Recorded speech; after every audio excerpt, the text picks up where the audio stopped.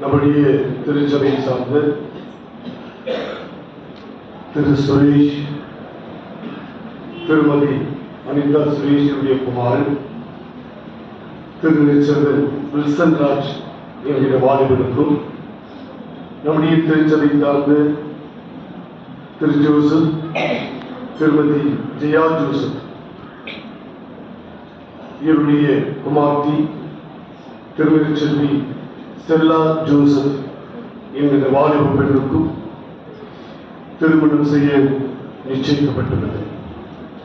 நாட்டின் சட்டப்படியில் திருச்சபையின் ஒழுங்குபடியில் இரண்டு பிள்ளைகளும் திருமணத்தில் சேரக்கூடாதபடி ஏதாகிலும் நியாயமான தடைகள் தெரியுமானால் அதை திருச்சபையின் போதகருக்கு எழுத்து வடிவில் எழுதி கொடுக்கும்படி கேட்டுக்கொள்ளப்படுகிறது.